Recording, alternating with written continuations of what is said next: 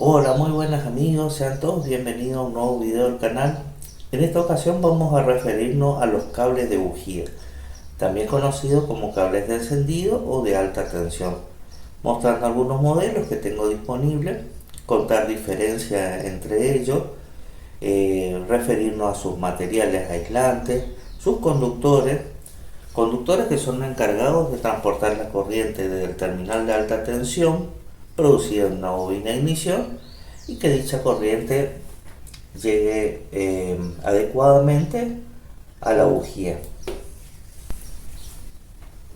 Si partimos o tomamos como base aquellos vehículos que utilizan encendidos convencionales, que son los que tienen un distribuidor, como vemos acá en pantalla, con platino y condensador, asociados en su trabajo a bobinas en baño de aceite o conocida como de tipo húmeda, normalmente utilizan dos modelos de cable. El más conocido es el de núcleo de cobre, que ya vamos a ver en más detalle. En algunos ya he realizado algunos cortes. Y tenemos también el opcional llamado como antiparasitario. La mayor diferencia entre ambos es el conductor de la corriente. El cable de núcleo de cobre es un cable muy noble, de larga vida útil y mayormente utilizado en encendidos convencionales. Este cable, al tener el cobre como conductor y conociendo las propiedades del mismo, efectúa su trabajo en forma súper eficiente para el traslado de la corriente. Tiene una doble capa aislante, una primaria que es de silicona, puede tener compuesto de PVC, y una secundaria de caucho de silicona. Acá tengo otro cable que realicé también un corte parecido. Tiene también esa doble capa aislante de distinto color, pero con materiales similares, y el cobre como conductor. Los fabricantes de cables de bujías actuales siguen utilizando en muchas líneas el cobre como conductor, pero combinado con otros materiales o componentes, como ser el acero galvanizado o alguna capa de estaño, otros materiales aislantes que cumplen mayormente los requerimientos de los vehículos actuales y con encendido electrónico, como también las terminales de conexión ya tienen elementos supresivos o resistivos que nos vamos a referir más adelante. No es el caso para el encendido convencional, en donde las terminales de conexión son básicamente metálicas. Nótese la diferencia en coloración de estas dos terminales. Esta terminal tiene un color verdoso que es el óxido del mismo cobre.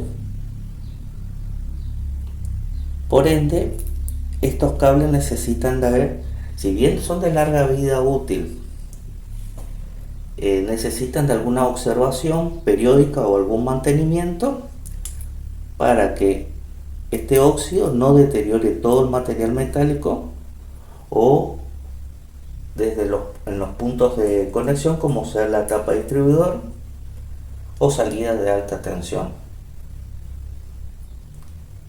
Es el único cable que se puede considerar que es reparable, porque si nosotros notábamos que tiene este proceso de oxidación, muchas veces podemos realizar el corte, y si teníamos un terminal de otro cable que esté en buen estado, en buenas condiciones, reemplazábamos y prensábamos, y el cable podíamos reutilizarlo, siempre y cuando el material aislante esté en condiciones también, ya que con el paso del tiempo, si bien tiene una larga vida útil, pero con el paso del tiempo sufre el deterioro del material aislante, se producen rajaduras, y de estas rajaduras saltos de corriente. No es un gran inconveniente lo que mencionamos.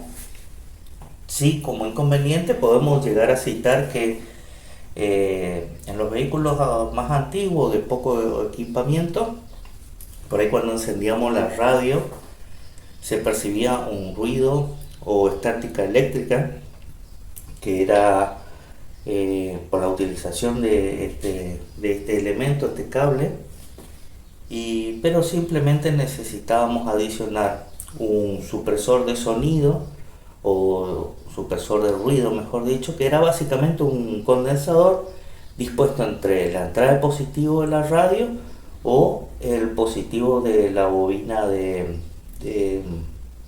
ignición. En lo que llamamos como opcional cable antiparasitario, normalmente o comúnmente vamos a encontrarnos con cables de este tipo. Estos cables se consideran resistivos. ¿Por qué resistivos? Por el elemento conductor de la corriente. Es un alambre muy fino, por lo que leí es acero inoxidable. Puede ser otro tipo de material conductor similar al acero inoxidable, depende del fabricante y que cumplan las condiciones. Van en una base, enrollado en una base de goma muy flexible, y en el centro de dicha base un hilo textil. Tiene una doble capa aislante y es similar a la al cable de núcleo de cobre. También con el paso del tiempo se endurece bastante los materiales aislantes. La ventaja que ofrece este cable es que reduce el ruido electromagnético antes mencionado y evita la oxidación de las terminales. Con la evolución de los sistemas encendidos a electrónicos con módulos y sensores, como aquellos usuarios que optan por modificar un encendido convencional adaptando o incorporando componentes electrónicos para el funcionamiento del mismo, y la incorporación de equipos de GNC en muchos automóviles, revoluciona totalmente la dinámica de los materiales de los cables de bujía, tanto en componentes aislantes, sus terminales de conexión muy distintas a las que vimos en los ejemplos anteriores, los capuchones de bujía y los conductores, que vamos a ver en más detalle con un ejemplo. Las líneas de automóviles requieren estas reformas, también las nuevas líneas, porque no debe existir ruido o interferencia electromagnética alguna que pueda dañar un componente electrónico o algún equipamiento que pueda traer el vehículo. Si tomamos como ejemplo también las bobinas de un vehículo convencional y una bobina seca para encendido electrónico de una línea de automóviles, vamos a notar que las terminales de alta tensión son distintas y las conexiones de las mismas son muy diferentes, por lo que requiere otro tipo de cable. Al abrirse este abanico mucho más amplio o diverso de cables de bujía, vamos a notar que por ejemplo, existen cables de cobre, pero por lo que leí, se le incorpora una capa de estaño a los mismos para que las terminales de conexión no se oxiden. Los capuchones de bujía son adecuados, mucho más revestidos para evitar cualquier salto de corriente, principalmente para los vehículos con GNC que necesitan una precaución adicional.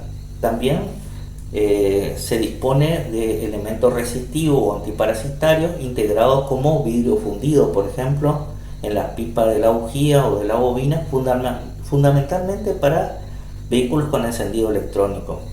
Nace el grafito también o carbón prensado como conductor en combinación con fibras sintéticas. Acá realicé el corte de este cable bujía. En esta fibra sintética tiene grafito o carbón prensado, que es el conductor de la corriente, va dentro, o como protección va dentro de un conducto de goma siliconada. Tiene una doble capa aislante de silicona y considero que debe tener algún otro componente para que sea mucho más resistente a agentes químicos o temperatura. Esta doble capa aislante a la vez tiene una malla textil trenzada y capuchones apropiados a las consideraciones de los motores que incorporan las automotrices. Además de los ejemplos citados, nos vamos a encontrar también en vehículos más actuales con el uso de otro tipo de cables de bujía, en donde si tomamos como ejemplo este cable de bujía, utiliza un acero inoxidable enrollado o otro material de conducción similar al acero inoxidable, bastante parecido a lo que vimos en un principio con el cable antiparasitario, pero con la combinación de una base de silicona que es ferromagnética y lógicamente tiene materiales aislantes bastante parecidos a este, con las consideraciones que necesitan los motores o los encendidos actuales y los equipamientos actuales. Estos cables se lo denominan como inductivos, y en los vehículos más modernos utilizan bobinas que se denominan del tipo DIS. Se denominan DIS porque son para sistemas de ignición ya sin distribuidor. Los sistemas de inyección electrónica, sistemas de alarma que se incorporan, controles electrónicos de estabilidad, tracción, airbag, ABS, en los mayores equipamientos, hace que en los vehículos más actuales trabajen dichos motores con mayor temperatura. Para evitar el deterioro del cable, futuras fallas y fugas de corriente, necesitan fundamentalmente de estos revestimientos.